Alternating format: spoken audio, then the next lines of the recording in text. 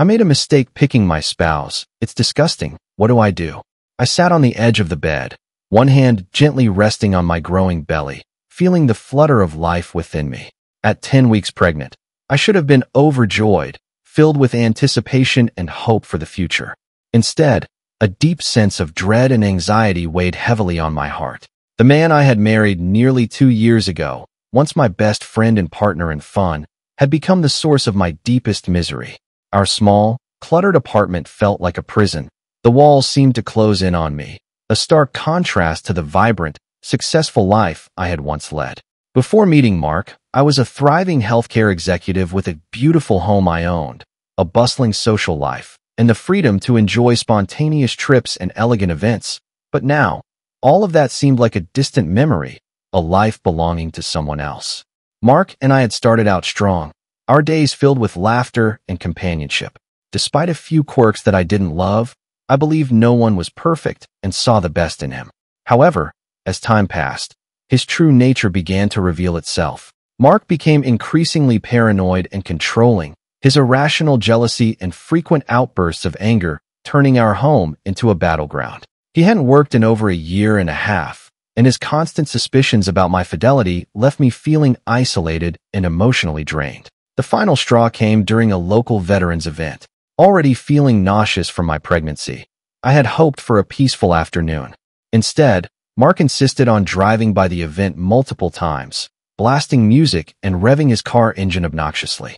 He found it amusing, laughing maniacally as he disrupted the solemn gathering. My embarrassment turned to horror as I realized this was just another display of his increasingly erratic behavior. His disrespect and callousness towards others had reached a new low. My mental health had been deteriorating under the constant stress. I was no longer allowed to wear certain clothes, and any interaction with colleagues was met with accusations and tantrums. Mark had even made me quit jobs because he believed everyone I worked with was trying to sleep with me, despite my profession involving mostly female colleagues. The career I had worked so hard to build was crumbling, and I was financially struggling, unable to maintain the lifestyle I once had. In the midst of this turmoil, a glimmer of hope came from my step-sibling in Colorado. She had offered me a place to stay in her rental, a chance to escape and start anew. The thought of leaving Mark terrified me, but staying felt even more unbearable. I knew I had to protect my unborn child and myself from the toxic environment that had consumed our lives. Before meeting Mark, my life was a picture of success and happiness. I was living in a beautiful, spacious home that I had worked hard to purchase. As a healthcare executive, my career was thriving. I managed a team of dedicated professionals, and each day brought new challenges and achievements. My work was fulfilling, and I found joy in helping others and making a difference in my field. Outside of work, my life was equally rich and rewarding. I had a close-knit group of friends with whom I shared countless memories. We would often gather for dinners, celebrate milestones, and take spontaneous trips. Hosting elegant events was something I loved. My home was often filled with laughter, good food, and the warmth of friendship. I also enjoyed traveling, exploring new places, and experiencing different cultures. These adventures added a vibrant tapestry to my life, making it all the more exciting and fulfilling. One evening at a friend's party, I met Mark. He was charming, witty, and full of life. We quickly connected over our shared interests and spent the evening talking and laughing. There was an immediate spark between us, and by the end of the night, we had exchanged numbers and made plans to see each other again. Our early days of dating were filled with fun and spontaneity. Mark had a way of making even the simplest moments feel magical. We went on adventurous dates, tried new restaurants, and spent lazy weekends exploring the city. He was attentive and thoughtful, always finding ways to make me feel special. We quickly became inseparable, and it wasn't long before he moved in with me. Despite his quirks, which I noticed but didn't fully comprehend at the time, our relationship seemed perfect. He had a few habits that I didn't love, like his occasional outbursts of paranoia or his discomfort with some of my male colleagues, but I brushed these off as minor flaws. After all, no one is perfect, and I was in love. Mark made me laugh, and I enjoyed his company immensely. His affection and the fun we had together overshadowed any doubts I might have had. A year into our relationship, Mark proposed. It was a beautiful, intimate moment that took place during a weekend getaway to the mountains. Surrounded by the serene beauty of nature, he got down on one knee and asked me to marry him. Overwhelmed with joy and love, I said yes without hesitation. Our wedding was a small, joyous affair with close friends and family, a day filled with love and happiness. In the early months of our marriage, things were good. We continued to enjoy our time together, and Mark seemed to support my career and friendships. However, subtle changes began to creep in. He started to express more dissatisfaction with my work, hinting that I spent too much time there. He would make offhand comments about my friends, suggesting they weren't really my friends or didn't have my best interests at heart. I dismissed these as his way of looking out for me, but as time went on, his behavior became more controlling and erratic. The fun-loving man I had fallen in love with started to show a darker side. He lost his job and, instead of looking for a new one, became increasingly dependent on me. He began insisting that we move frequently, citing various reasons that never quite made sense. Each move took me further away from my support system and deeper into isolation. Mark's jealousy and paranoia grew worse. He accused me of infidelity without any basis and made me quit my job because he thought my colleagues were trying to seduce me. His suspicions were baseless and hurtful, but I was caught in a cycle of trying to prove my loyalty and love to him. The vibrant career I had once built was now stagnating, and my social life had all but vanished. The gradual unveiling of Mark's true nature was a slow and painful process. In the beginning, his quirks seemed almost endearing. He was protective, which I mistook for caring. However, what started as minor oddities quickly morphed into alarming behavior. One of the first major incidents occurred about 6 months into our marriage. We were looking at a house to rent, hoping to find a place that felt more like a home. The landlord was a friendly man who mentioned that the yard was large, and he could have someone come by to help take care of it if we didn't want to manage it ourselves. Mark's face darkened immediately, and he became uncharacteristically quiet. When we got back to the car, he exploded, accusing the landlord of making lewd insinuations about his genitals and implying that he was offering to take care of me. I was stunned. The conversation with the landlord had been entirely innocent, but Mark was convinced otherwise. We had a huge argument, and it was the first time I saw just how irrational his paranoia could be. As months passed, his paranoia only intensified. Mark insisted that we move frequently, claiming he was unhappy with our neighbors or that the area was unsafe. In reality, he was convinced that people were spying on us or that my male colleagues were following me home. We moved 15 times in 2 years, crossing 9 states.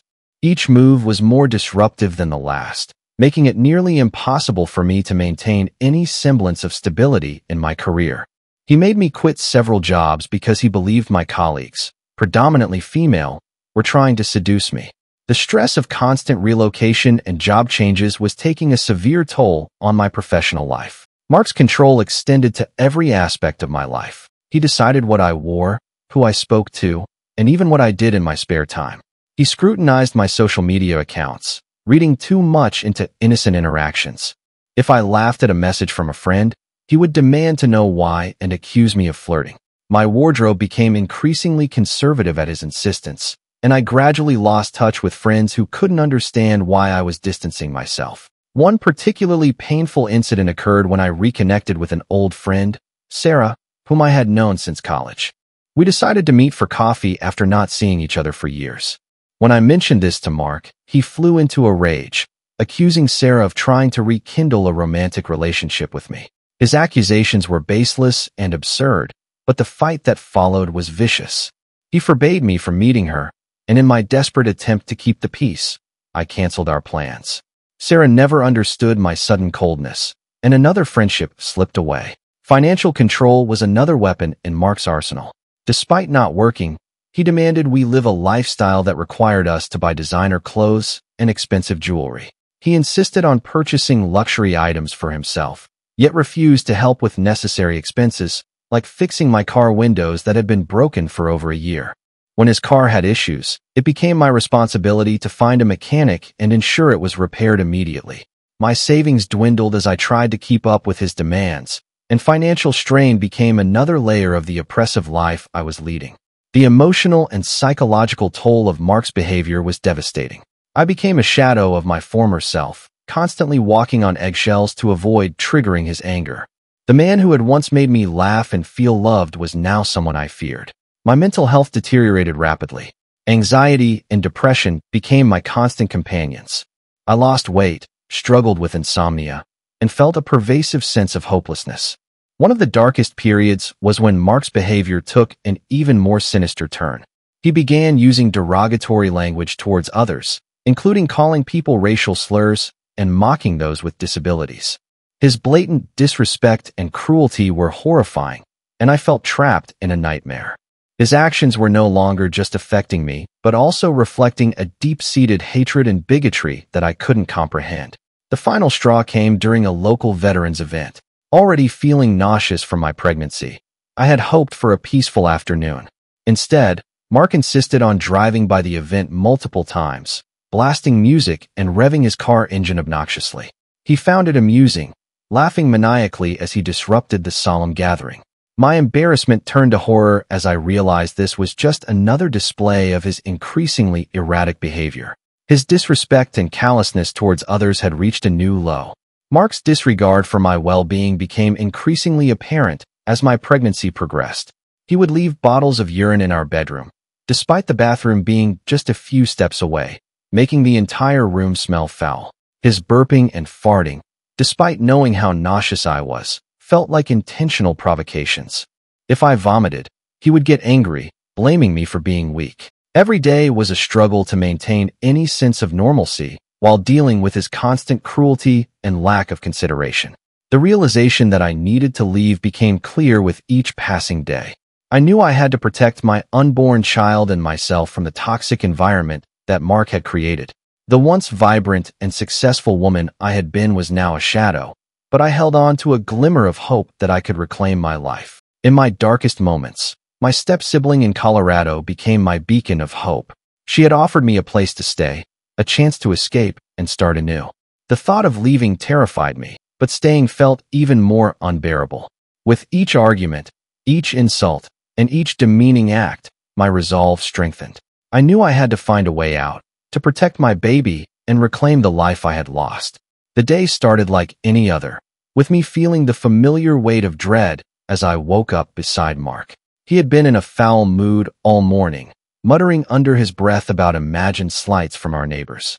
As the hours dragged on, I clung to the hope that attending the local veterans event might offer a brief respite from his relentless negativity. I needed to get out of the house, to breathe fresh air, and perhaps find a moment of peace amidst the chaos that my life had become. As we drove to the event, I tried to keep my nausea in check, focusing on the thought of being outside and around other people. But Mark's mood only darkened as we neared the gathering.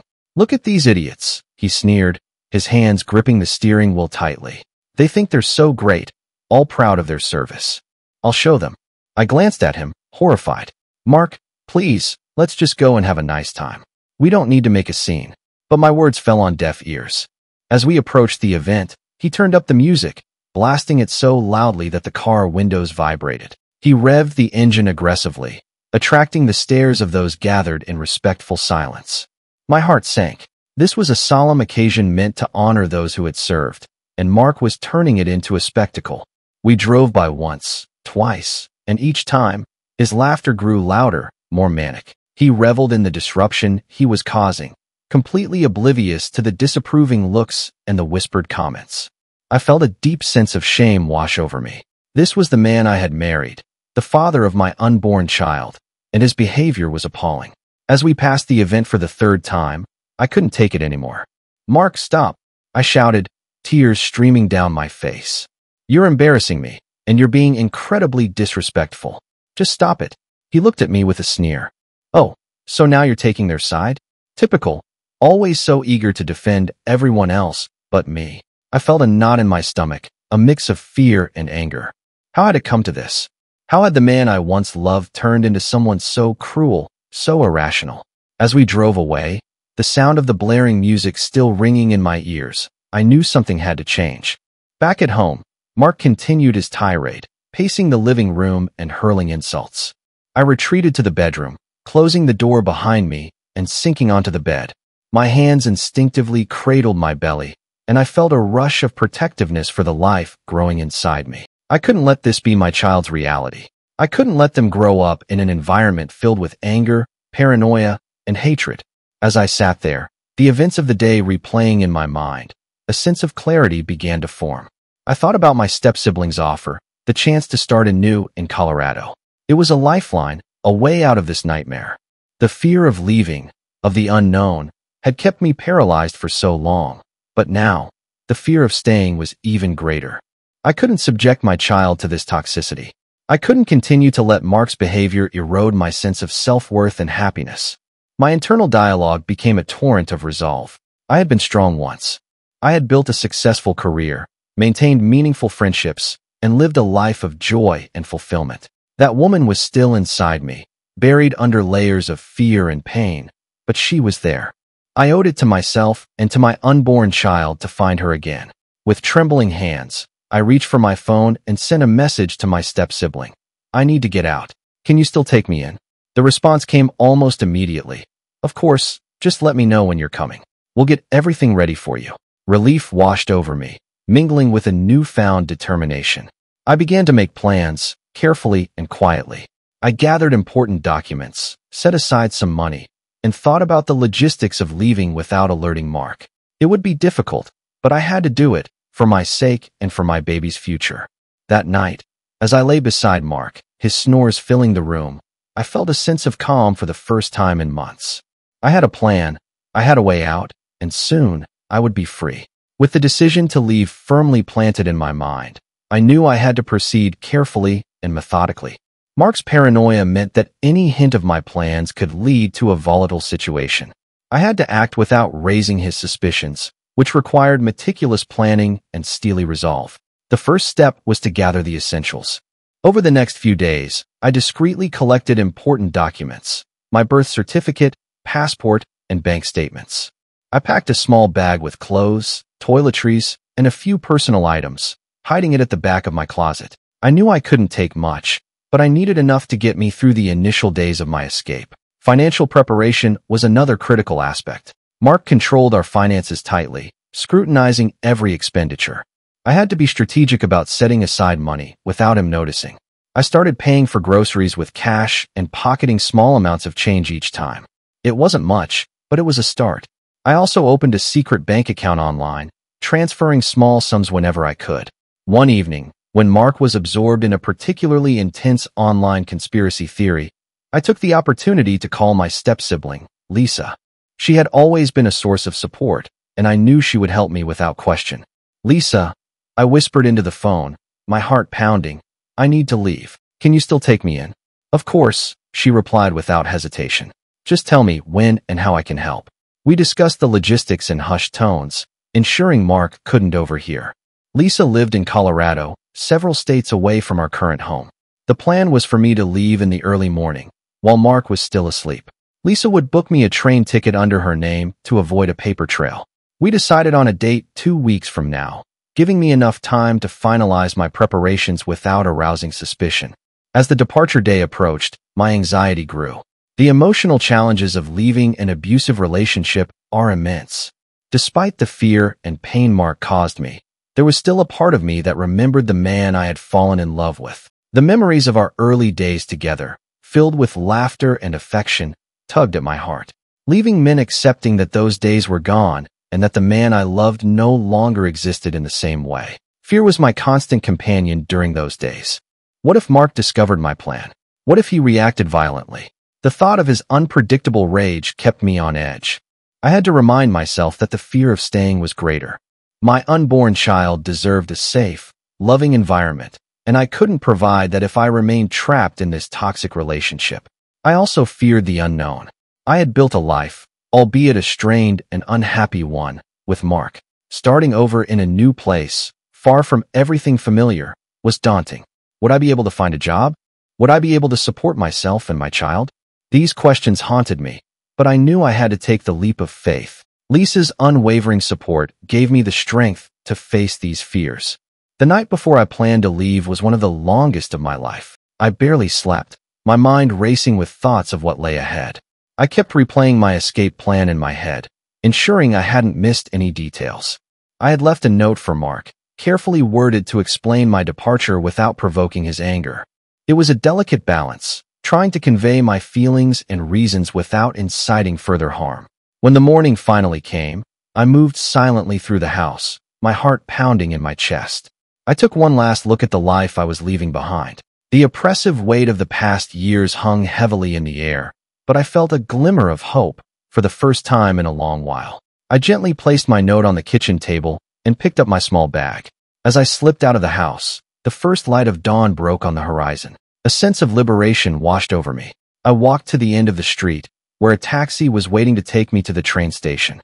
Each step felt surreal, as if I were moving through a dream. The fear and anxiety were still there, but they were now accompanied by a sense of determination and hope. The train ride to Colorado was a blur of emotions. I alternated between fear and relief, my mind filled with thoughts of the future. Lisa met me at the station with open arms, and as she hugged me tightly, I felt a sense of safety and love that I had longed for. The journey was far from over, but I had taken the most important step. I had reclaimed my life and my future. With Lisa's support and the promise of a fresh start, I felt ready to face whatever challenges lay ahead. Leaving Mark was the hardest decision I had ever made, but it was also the most necessary for my child and for myself. I was determined to build a new life, filled with hope, safety, and love. As the taxi pulled away, I looked back at the house one last time. A flood of conflicting emotions washed over me. This had been my home, a place that once held so much promise and love. Now, it felt like a prison I was finally escaping. I forced myself to look forward, reminding myself that this was the first step toward a new life. The drive to the train station was uneventful, but my nerves were on edge. I kept glancing over my shoulder, half expecting Mark to appear out of nowhere. Each passing car made my heart race, and I couldn't shake the feeling that I was being watched. When we finally reached the station, I paid the driver and hurried inside, trying to blend in with the early morning crowd. The train station was bustling, and I was grateful for the anonymity it provided. I checked my ticket one last time, making sure everything was in order. Lisa had booked the ticket under her name, a precaution to keep Mark from tracking me. I found a quiet corner to wait, my mind racing with thoughts of what lay ahead. The train would take me halfway across the country, to a new state, a new life. It was both exhilarating and terrifying. As the train pulled out of the station, I settled into my seat and let out a breath I didn't realize I had been holding. The rhythmic clatter of the tracks was oddly soothing, and for the first time in months, I felt a glimmer of hope. The fear of being discovered still lingered, but with each mile that passed, it began to fade, replaced by a growing sense of determination. The journey was long, and the hours seemed to stretch endlessly. I tried to distract myself with a book, but my mind kept wandering back to Mark. Was he awake yet? Had he found my note? How would he react? I couldn't let myself dwell on these questions. I needed to focus on the future, on the new life I was about to start. The landscape outside the window changed as we traveled west, the familiar surroundings of my old life giving way to the vast, open spaces of the Midwest. The change in scenery mirrored my internal transformation. I was leaving behind the chaos and fear, moving toward a fresh start and new opportunities. When the train finally arrived in Colorado, I felt a mix of relief and anxiety. Lisa was waiting for me at the station, her face a beacon of comfort in the sea of unfamiliar faces. As soon as I saw her, I felt a wave of emotion wash over me. I rushed into her arms, and for the first time in what felt like forever, I felt safe. "Welcome home," Lisa said softly, holding me tight. Her words brought tears to my eyes. I had a long way to go, but I was finally on the right path. Lisa's home was a modest but cozy rental in a quiet neighborhood. It was a stark contrast to the chaotic life I had left behind, and I felt an immediate sense of peace. Lisa had gone out of her way to make me feel welcome, preparing a comfortable room for me and ensuring I had everything I needed. Her support was a lifeline, and I was deeply grateful. The first few days were a whirlwind of emotions. I was relieved to be free from Mark's control, but the reality of starting over was daunting. I had to find a job, rebuild my financial stability, and create a safe environment for my unborn child. Lisa was a constant source of encouragement, helping me navigate the transition and offering practical advice. She introduced me to her friends, and I slowly began to build a new social network. Despite the initial challenges, I felt a growing sense of empowerment. I had taken control of my life, and each small victory reinforced my determination. Finding a job was a priority, and with Lisa's help, I updated my resume and started applying for positions. The healthcare industry in Colorado was thriving, and I was hopeful that my experience would open doors. Adjusting to my new surroundings took time. There were moments of doubt and fear, but each day brought new opportunities and a sense of progress. Lisa's unwavering support made all the difference. She was always there to listen, to offer a shoulder to cry on, and to celebrate my successes, no matter how small. One of the most challenging aspects was dealing with the emotional aftermath of my relationship with Mark. The scars he had left were deep, and healing would take time. I started seeing a therapist, someone Lisa had recommended, to help me process the trauma and rebuild my self-esteem. The sessions were difficult but necessary, and I gradually began to feel more like myself again. As the weeks turned into months, I found a new rhythm. I secured a job at a local healthcare facility, a position that offered stability and a sense of purpose. My colleagues were kind and supportive, and I felt a renewed passion for my work. My financial situation improved, and I was able to save money and plan for my baby's arrival. The journey to Colorado had been the hardest thing I had ever done, but it was also the most empowering. I had reclaimed my life, and with Lisa's support, I was building a future filled with hope and possibility. The road ahead would undoubtedly have its challenges, but I was ready to face them. For my child and for myself, I was determined to create a life filled with love, safety, and happiness. As I settled into my new life in Colorado, I often found myself reflecting on the journey that had brought me here. The path I had taken was fraught with pain and fear, but it had also been a catalyst for profound growth and self-discovery. Leaving Mark had been the hardest decision of my life, but it was also the most empowering. It forced me to confront my deepest fears and rediscover the strength and resilience I had always possessed. In the quiet moments, I thought about the life I had before Mark and how different it was from the turmoil of the past few years. I remembered the vibrant, confident woman who had thrived in her career, cherished her friendships, and embraced life with enthusiasm. That woman had been buried under layers of fear and doubt, but she was still there, waiting to be reclaimed. The lessons I learned during this journey were invaluable. I learned the importance of trusting my instincts and recognizing red flags early on. I understood the necessity of setting boundaries and protecting my emotional and physical well-being. Most importantly, I realized that I deserved happiness and respect, not the constant barrage of suspicion and control that had characterized my marriage. Emotional healing was a gradual process. My therapy sessions were instrumental in helping me unpack the trauma and rebuild my self-esteem. Each session brought new insights, helping me to understand the patterns of abuse and how to break free from them. I learned to forgive myself for the times I had doubted my worth and to embrace the journey of self-discovery with compassion. Rediscovering my self-worth was a journey in itself. I started by setting small, achievable goals that reinforced my sense of competence and independence. Securing a job in the healthcare industry was a significant milestone. It not only provided financial stability, but also reaffirmed my professional capabilities and passion for my work. I began to reconnect with old hobbies and interests, finding joy in the simple pleasures of life that I had once taken for granted. As I prepared for the arrival of my baby, my focus shifted to the future. I was determined to create a positive, nurturing environment for my child, free from the toxic dynamics that had marred my past. I wanted to be a role model of strength, independence, and resilience. This meant continuing to prioritize my mental health, building a supportive network of friends and family, and fostering a home filled with love and respect. I also made plans to ensure my independence. I saved diligently, invested in my professional development, and explored opportunities for further education and career advancement. My goal was to provide a stable, secure future for my child, one where we could both thrive. Looking back, I was proud of the progress I had made. The journey had been arduous, but it had also been a testament to my strength and determination.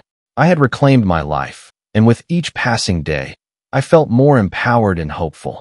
The future was no longer a source of fear, but a canvas of endless possibilities. In the end, my journey was not just about escaping an abusive relationship. It was about rediscovering myself and embracing the life I deserved. With my child by my side and a supportive community around me, I was ready to face whatever challenges lay ahead. My story was one of resilience, growth, and the unwavering belief that I could and would create a brighter, happier future. Thank you for watching.